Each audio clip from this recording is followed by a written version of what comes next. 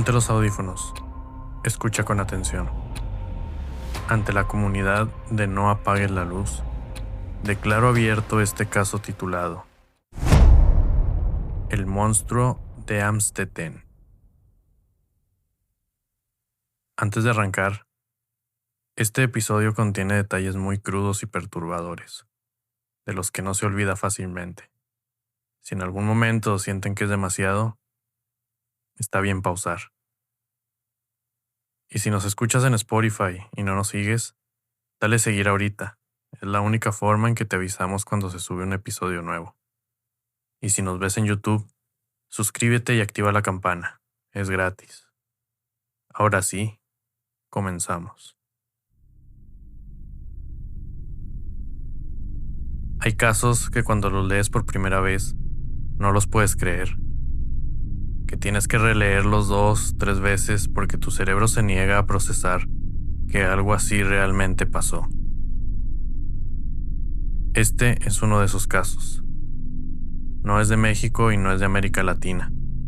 Es de Austria. De una ciudad tranquila, ordenada, europea. De una casa con jardín en un vecindario normal, donde los niños jugaban en la calle. Pero debajo de esa casa, durante 24 años, ocurrió algo que no tiene nombre en ningún idioma.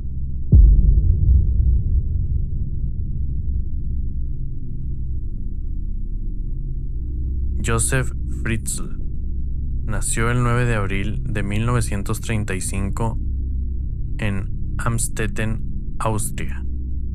Su madre lo crió sola, abusándolo física y verbalmente desde pequeño. Creció en la Segunda Guerra Mundial. Con menos de 10 años, vio cómo su país aprobaba con más del 95% de los votos adherirse al Tercer Reich nazi. Su padre se fue a luchar en la frontera con Rusia y murió en combate. Su madre fue detenida por discrepancias con el régimen, dejando al niño solo en un orfanato durante meses. Creció, estudió ingeniería eléctrica y se casó con una mujer llamada Rosemary. Tuvieron 7 hijos. Desde afuera era un hombre respetable, trabajador, un vecino más de Amstetten.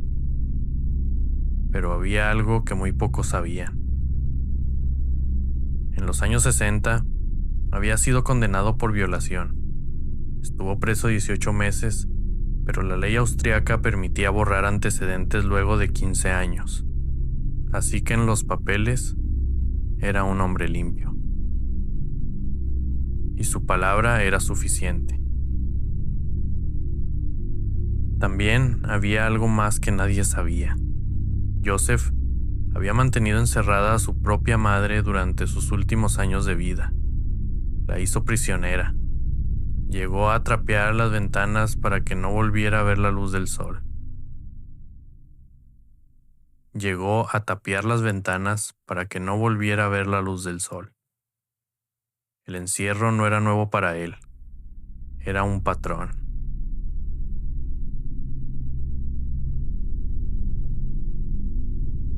Josef Fritzl construyó una habitación hermética de 18 metros cuadrados debajo de su casa. Sus conocimientos como ingeniero y promotor inmobiliario fueron claves para crear este espacio para un perfecto cautiverio. 18 metros cuadrados, menos que un estacionamiento. Un precario baño, una cocina sin ventanas, sin luz natural y sin aire fresco. 8 puertas de acero, algunas de hasta 500 kilos, detrás de una biblioteca falsa. Lo construyó con tiempo, con paciencia, con premeditación. Y cuando estuvo listo, fue por su hija.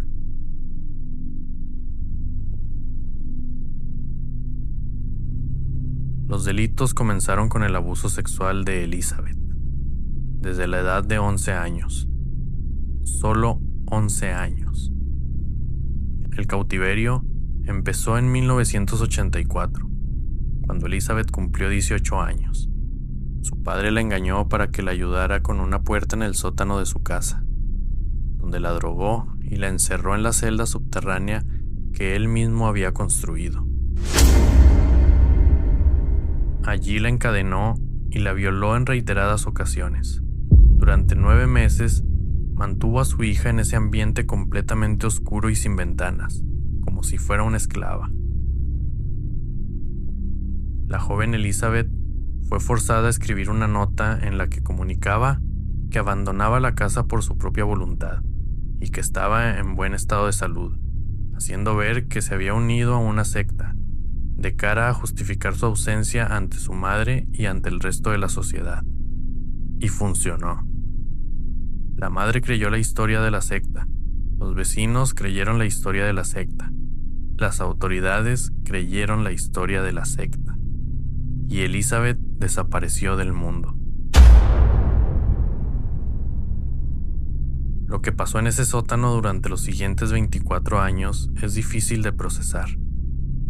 Durante ese tiempo, Elizabeth fue víctima de abusos sexuales, físicos y psicológicos continuos, y dio a luz a 7 hijos fruto de esas violaciones, 2 de ellos gemelos, uno de los cuales murió al poco de nacer.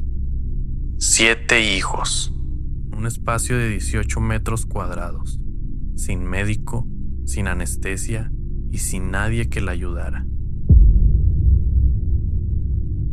Uno de ellos, Michael, murió 3 días después de nacer sin que recibiera asistencia médica. Su cadáver fue incinerado en la caldera por Joseph Fritzl. Lo quemó en la caldera de su propia casa.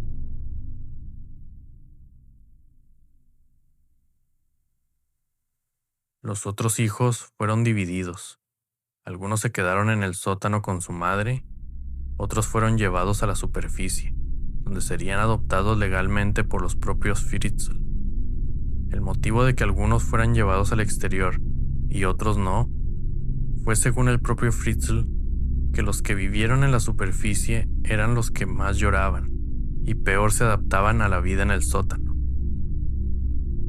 Dicho así, con esa frialdad, como si encerrar a un niño bajo tierra fuera algo que requería adaptación. Mientras los 3 niños criados arriba iban a la escuela y jugaban en el jardín, sus 3 hermanos, Kerstin, Stefan y Félix, vivían bajo tierra, sin ver el sol, sin saber qué era una calle, una bicicleta, un perro. Kerstin, Stefan y Félix, nacidos en un sótano, criados en un sótano, sin saber que existía otra vida.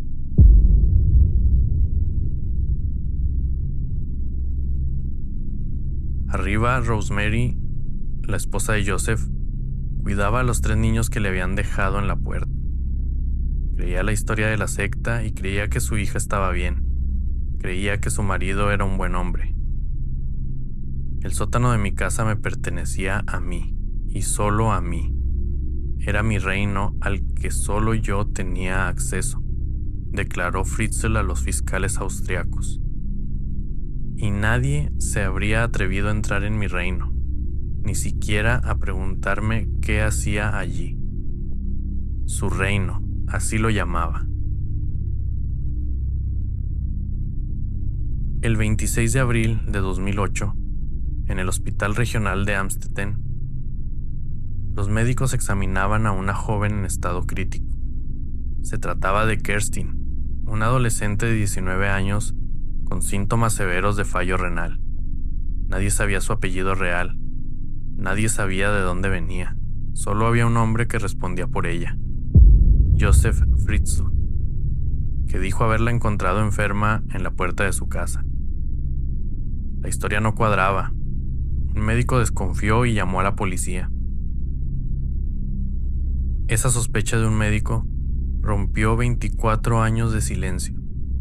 Las autoridades presionaron a Fritzl, le dijeron que su hija Kerstin podía morir si no obtenían información médica. Y Joseph Fritzl tomó una decisión que nadie esperaba.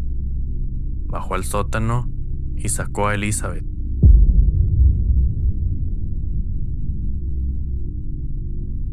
Al día siguiente, las autoridades descubrieron el sótano y todos los hermanos se conocieron por primera vez. por primera vez en su vida. Hermanos que habían vivido a metros de distancia unos de otros sin saber que existían. Elizabeth tenía 42 años. Había entrado al sótano a los 18. 24 años sin ver el sol, sin respirar aire libre y sin salir a la calle.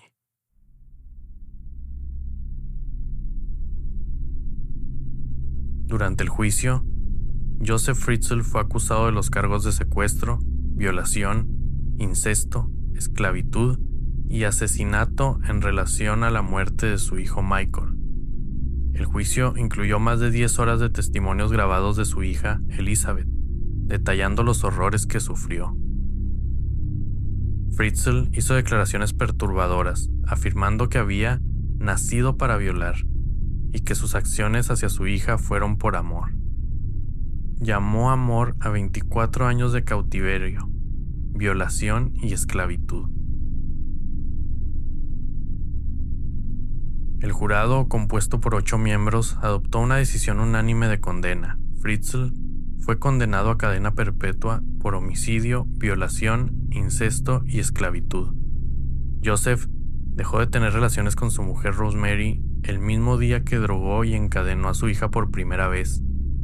Al fin, tenía a alguien solo para mí, declaró. Desde 2008, la identidad de Elizabeth Fritzl ha sido protegida por el Estado austriaco. Tiene hoy 58 años. Vive bajo otro nombre en una localidad pequeña cerca de Amstetten. La vivienda cuenta con vallas de seguridad y cámaras. Algunos de sus hijos nacidos en el cautiverio han terminado la escuela secundaria y cursan estudios universitarios. La casa original donde se perpetraron los crímenes fue vendida en 2016 por $192,000. El sótano fue sellado con hormigón, como si cubrirlo de cemento pudiera borrar lo que pasó allá adentro. Y Joseph Fritzl en 2024 presentó una solicitud argumentando su avanzada edad y su diagnóstico de demencia como razones para un trato más indulgente. El mismo hombre que encerró a su hija 24 años pidiendo compasión por su edad. Elizabeth Fritzl se opone rotundamente a cualquier intento de liberarlo. Para ella y sus hijos, el trauma sigue siendo una realidad constante.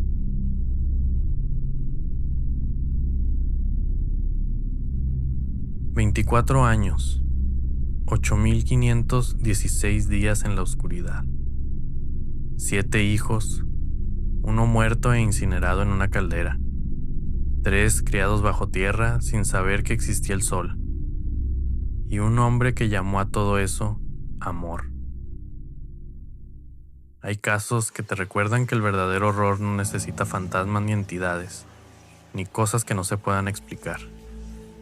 A veces el monstruo tiene nombre, tiene dirección, tiene jardín, y sus vecinos lo saludan todas las mañanas. Si llegaste hasta aquí, gracias de verdad.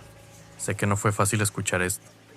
Si nos escuchas en Spotify y no nos sigues, dale seguir ahorita. Es la única forma en que te avisamos cuando se sube un episodio nuevo. Y si nos estás viendo en YouTube, suscríbete y activa la campana. No te cuesta nada. Hay mucho más por venir. Cuídate mucho. Nunca mires hacia atrás. Y hagas lo que hagas, no apagues la luz.